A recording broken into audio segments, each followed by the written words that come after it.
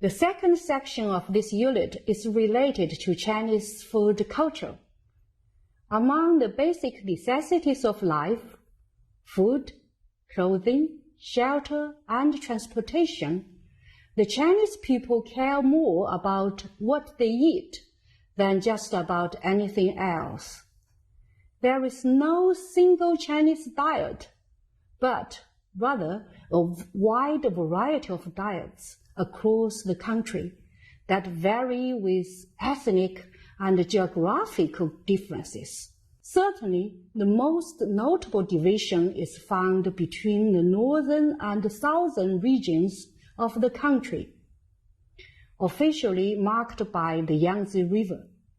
Generally speaking, rice products are the staple grain for the southern and eastern regions of China, and wheat products are staples of the northern areas. One approach to describing the regional cuisines of China is to note the general characteristics of cooking and culture by location: north, south, east, and west.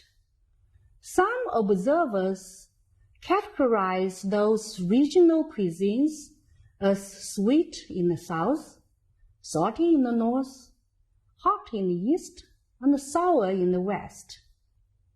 Though we have preferences for food, almost all families in China have 3 meals a day. Now let's see how Stanley's family talks about what to eat.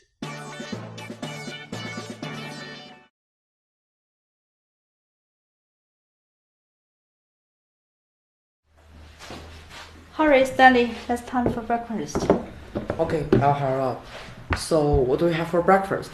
We have biscuits, bread, and milk. Oh, the same old stuff again? Can we have something new, like an egg? I cooked 2 eggs for you yesterday. You didn't finish one. Okay, so why don't you just make 1 egg? I can finish that. Okay, 1 egg for you. And what are we having for dinner? Dinner, let me think. You don't like noodles, you don't like bread, you don't like rice. How about dumplings? Oh, great. I haven't eaten for a while. I miss the taste. Okay, I'll cook dumpling for you and your friends. Do you want to bring Anlu and Xutao back home? Sure, I can do that. Last time they loved the dumpling I made. I'm sure they will like it this time. That's very good news. Thank you, Mom.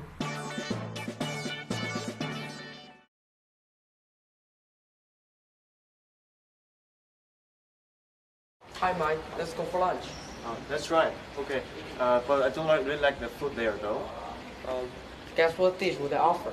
Same as yesterday. I think they're always the same every day, such as pizza and some vegetables. Oh, I'm fed up with the food in the canteen.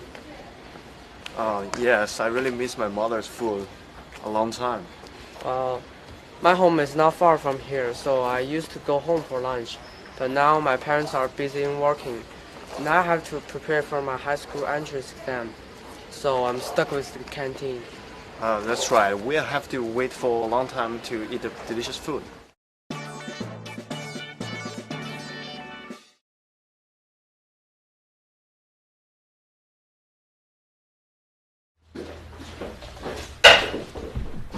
Mom? We're hungry. Okay, let's have hot pot for dinner. Okay, but where are we going? I know there's a restaurant near the South Gate. We'll go out to eat. I'm tired. I don't want to go out. But you still want hot pot? Of course. Okay, let me see.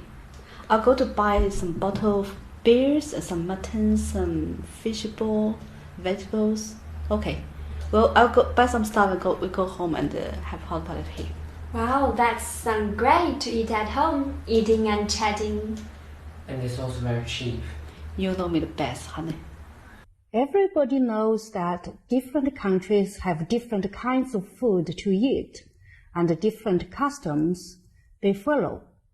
while eating. This section briefly talks about some of the different foods and customs you might encounter with international friends. In certain countries or with certain religions, it is forbidden to eat some kinds of meat, while most countries in the West include beef as a regular part of their diet. In India, cows are considered sacred animals, and so they do not eat them. Muslims consider pigs unclean, and so do not eat pork. Many, but not all, Jewish people observe that same custom. In fact, some Jewish people follow the custom of only eating food that is kosher. Kosher food follows rules that adhere to the dietary laws of the Jewish faith. For example, pork, crab, lobster, shrimp, and sharks are not kosher, and so Jewish people who follow strict kosher rules will not eat them. Also, kosher laws forbid people to mix dairy products, such as cheese, with kosher meats. This means one could eat a hamburger, but not a cheeseburger. It is difficult to know the dining customs of every individual.